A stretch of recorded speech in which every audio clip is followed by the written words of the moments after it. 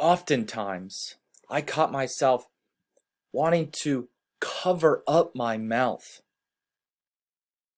as an effort to stop the flood of words from pouring out. Do not utter words as a fool would speak. Rather, be wise and be quick to listen. For out of the abundance of the heart, the mouth speaks.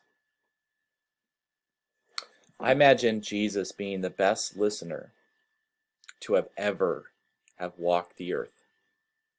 Here we have God in the flesh dwelling among us, the full embodiment of wisdom. So his words are intentional, and he answers questions that not only reflect the words of the speaker, but the very intentions of the heart behind those words. Think about it and look for it in those gospel accounts. Jesus tends to answer questions that reveal a great deal about the speaker's heart. Now in Mark, Matthew, and Luke, there's an account of a conversation with a certain ruler who asked Jesus, "Good teacher, what must I do to inherit eternal life?" "Why do you call me good?" Jesus replies, "No one is good except God alone." Question and answer according to both the words spoken and its deeper heart intentions. Now put a pin in that story, the rich ruler. Lord willing, that will be our aim for the next several weeks. For God is in heaven and you upon earth there. Let your words be few. Here another distinction. This time between God, who is in heaven, and us, who are upon the earth. Now, if you want to see perhaps the greatest distinction in all of the world, look no further. As it is written by the prophet Isaiah, "For my thoughts are not your thoughts, nor are your ways my ways, says the Lord. For as the heavens are higher than the earth, so are my ways higher than your ways, and my thoughts than your thoughts." It's Isaiah 55, verses 8 and 9. It is in our folly that we make much of ourselves, thinking we are more than we are, otherwise known as pride, arrogance, self-righteousness. Here, God reminds us we are not like him. My thoughts are not your thoughts. Consider the implications of this. If you want to know how different our thoughts are from God, just consider what the difference is between heaven and earth. Let's take a moment to circle back to the idea of sacrifice. Now, this is a loaded topic in terms of Old Testament practices, which sees its greatest expression in the sacrifice of Jesus on the cross. As it is written, when Christ came into the world, he said, "Sacrifice and offerings you have not desired, but a body you have prepared for me. In burnt offerings and sin offerings you have taken no pleasure." Then I said, "See, God, I have come to do your will. O God, in the scroll of the book it is written of me." When he said above, "You have neither desired nor taken pleasure in sacrifices and offerings and burnt offerings and sin offerings, these are offered according to the law," then he added, "See, I have come to do your will." He abolishes the first in order to establish the second. And it is God's will that we have been sanctified through the offering of the body of Jesus Christ once and for all. And every priest stands day after day at his service, offering again and again the same sacrifices that can never take away sins. But when Christ had offered for all time a single sacrifice for sins, he sat down on the right hand of God, and since then has been waiting until his enemies would be made a footstool for his feet. For by a single offering he has perfected for all time those who are sanctified. And the Holy Spirit also testifies to us, for after saying, "This is the covenant that I will make with them after those days, says the Lord. I will put my law in their hearts, and I will write them on their minds. He also adds, I will remember their sins and lawless deeds no more. Where there is forgiveness of these, there is no longer any offering for sin.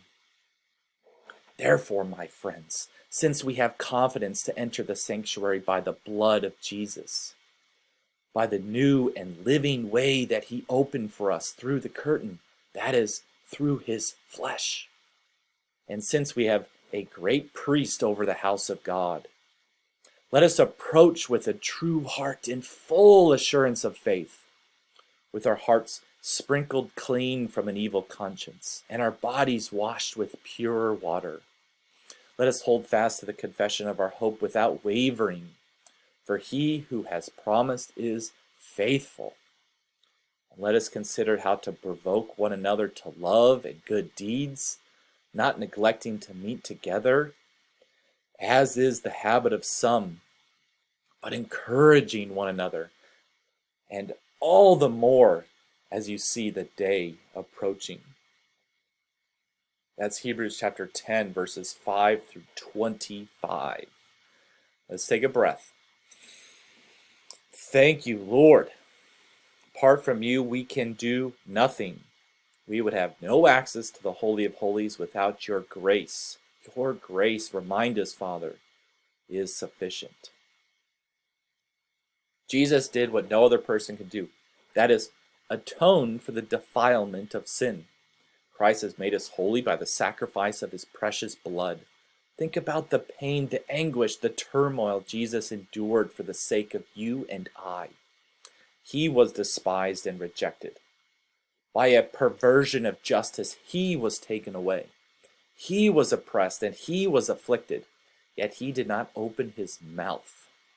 Like a lamb that is led to the slaughter, and like a sheep that is before its shearers is silent, so he did not open his mouth. Who here, being subjected to any semblance of wrongdoing, would remain silent?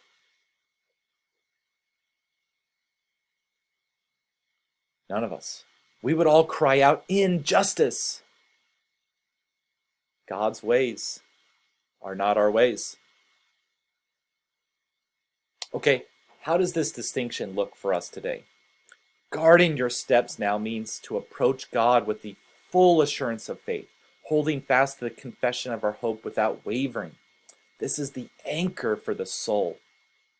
There's a ship anchored off the coast, and it's called faith. Its anchor is built by the grace of God, and the gates of hell shall not prevail against it. Come the hurricanes and tsunamis of life, and faith remains steadfast and immovable, anchored by grace. Now consider our words heard from God in the presence of the eternal Spirit. This should absolutely change the way by which we speak to one another, for we are holy as he is holy. What comes out of the mouth proceeds from the heart. Let your speech always be gracious, seasoned with salt, so that you may know how you ought to answer each person. That's Colossians 4:6.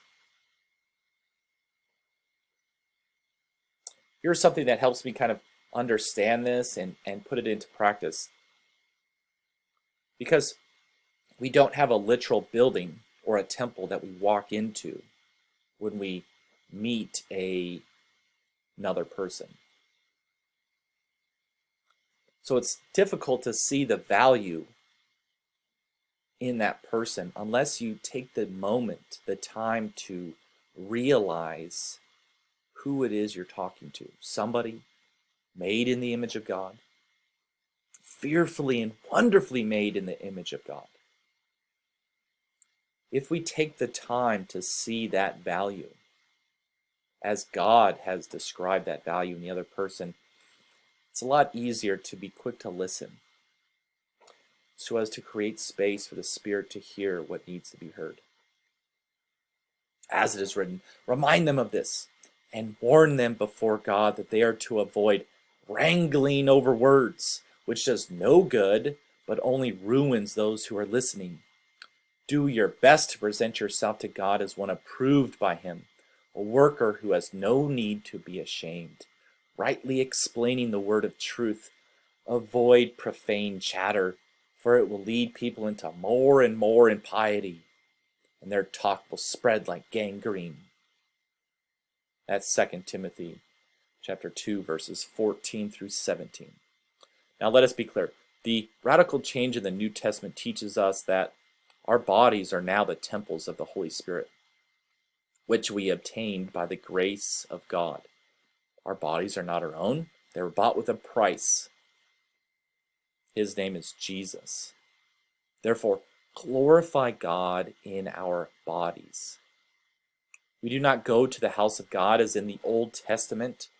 We are the temple of the living God. You take the temple of God wherever you go. Think about the implications of this truth. Jesus reminds us the kingdom of God is not coming with things that can be observed, nor will they say, look, here it is, or there it is, for in fact the kingdom of God is among you. That's Luke 17, verse 21.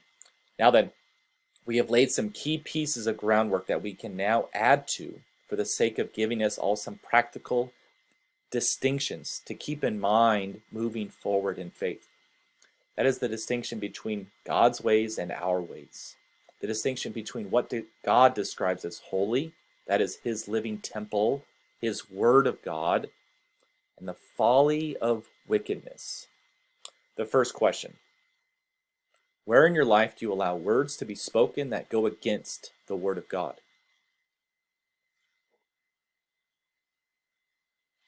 We all know words often used in politics often resemble gangrene rather than salt. 4 years ago was the craziest season for politics in my short life that I've ever witnessed. And I'm afraid that in the upcoming election, it will be much of the same or worse. Let us be people who draw distinctions according to the word of God and use words seasoned with salt. Something even more pervasive in our culture is the language associated with political correctness. The distinctions that political correctness draw has taken over the Western world. Consider the implications for standing up for what the Bible teaches anywhere other than this building. You will be considered intolerant, even hateful, and even out of touch with modernity. Political correctness is the erosion of moral values revealed by God through the Holy Scriptures. Political correctness's aim is to blur distinctions within society. Political correctness is blurring the distinctions between man and woman, between truth and lie, between justice and injustice. I will ask it again. Where in your life do you allow words to be spoken that go against the word of God? Do you know that all authority in heaven and on earth has been given to Jesus Christ? Whose voice then do you allow to be authoritative in your life? When you walk, the word of God will lead you. When you lie down, the word of God will watch over you, comforting you.